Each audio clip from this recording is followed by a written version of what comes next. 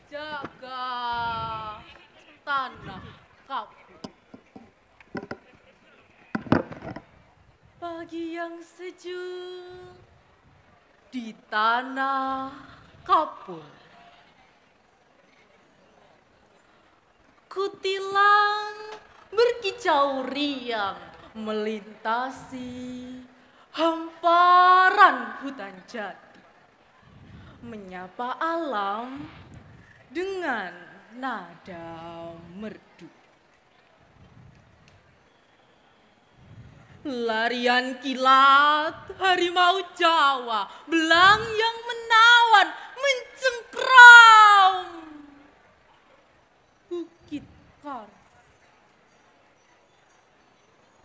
Melintasi rimbunnya hutan pule, merangkak di alas pasir putih pesisir raja yang tak pernah gentar, menyatu dengan alam liar.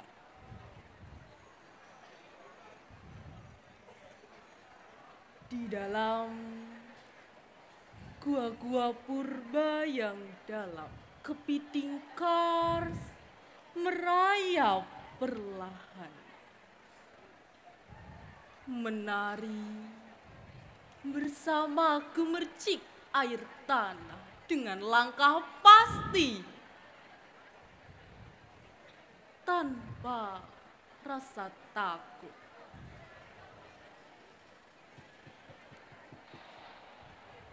Fauna berdampingan dalam bentang Kars, menjaga tanah kapur. Di setiap sudut tercipta cerita tentang indah di tanah Gunung Kidul. Penghias Gunung Kars, kekayaan negeri.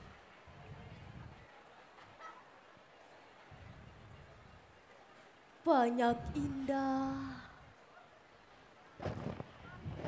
yang tak pernah usai, banyak kisah yang tak terjamah, seindah Asoka, segagah pule.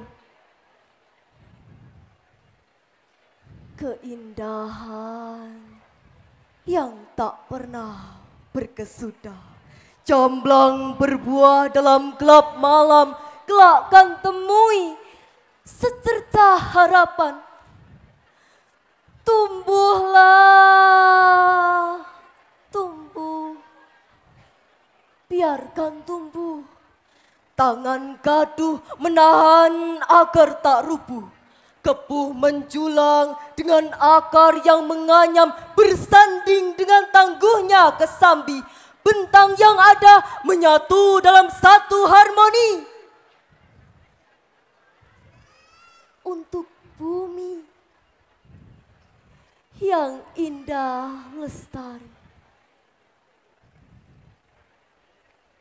Elo merangkai sungai dalam pelukarnya.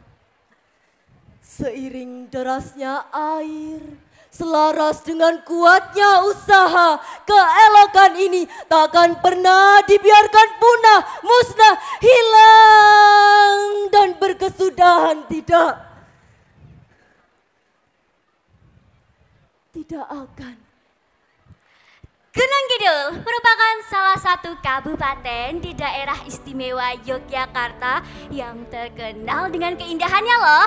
Wilayah ini memiliki bentang alam yang cukup unik, mulai dari pegunungan Kars hingga ke pantai-pantai yang indah. Kondisi yang unik ini memberikan Gunung Kidul kaya akan keanekaragaman hayati, termasuk flora dan fauna yang hidup di dalamnya. Di antara sekian banyak flora khas Gunung Kidul, terdapat berbagai jenis tanaman endemik yang hanya dapat tumbuh di wilayah ini. Misalnya seperti pulei topeng, punu, hurus sintok, jamblang, kebel, Kepuh, Ara, Elo, Kalpataru Bodi, Kesambi, dan Asoka yang tumbuh subur di daerah Gunung Kidul. Selain flora, fauna di Gunung Kidul juga sangat beragam. Misalnya seperti kepiting kars, kalajengking kars tak berekor, udang kars, harimau Jawa, raja wali bido, cucak kutilang, alap-alap Eurasia, takar centrong, dan landak Jawa. Namun sayangnya seiring dengan perkembangan zaman, banyak sekali flora dan fauna yang terancam punah akibat dari perusakan habitat dan eksploitasi alam yang berlebihan. Seperti pada kasus penambangan kars, terutama penambangan kars secara ilegal. Agus Yulianto dalam Mengabdi 2012 menjelaskan bahwa kawasan kars memiliki fungsi utama sebagai penyimpan air baku bagi ratusan ribu penduduk serta makhluk hidup, termasuk flora dan fauna yang hidup di dalamnya. Kawasan ini juga ternyata merupakan penjaga keseimbangan ekosistem regional loh. Namun, aktivitas manusia menjadi ancaman terbesar dari hilangnya fungsi ekologi di kars. Hilangnya fungsi ekologi kars dapat menjadi bencana yang besar bagi seluruh rakyat di Gunung Kidul. Selain itu, perburuan liar juga menjadi ancaman serius bagi kelestarian fauna di sekitar kita. Misalnya saja seperti cucak kutilang yang akhir-akhir ini populasinya semakin menurun akibat perburuan. Perburuan liar ini jelas-jelas tidak hanya merusak ekosistem saja, tetapi juga melanggar hukum yang melindungi hewan-hewan tersebut. Kita harus menyadari kalau kerusakan lingkungan tidak hanya berdampak buruk bagi flora maupun fauna saja, tetapi juga pada kita sebagai manusia.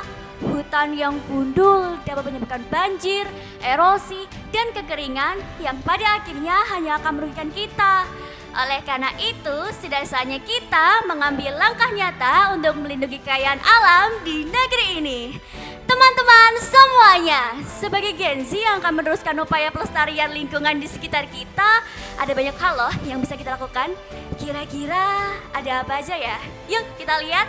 Yang pertama, kita harus sadar nih akan pentingnya menjaga kelestarian flora dan fauna di sekitar kita untuk meningkatkan kualitas sumber daya alam yang kita miliki, terutama di bumi Handayani. Kita bisa mulai kok dari hal yang paling sederhana. Contohnya, kalau teman-teman semua melihat hewan endemik di sekitar, apakah akan langsung berpikiran untuk memburu hewan tersebut? Tentu tidak bukan, karena Gen Z yang keren tentu akan membiarkannya tetap lestari ya. Terus yang kedua, kalau semisal teman-teman melihat lahan pohon bule mulai tumbuh di sekitar, apakah akan serta-merta ditebang untuk kepentingan sendiri? Jangan ya dek ya.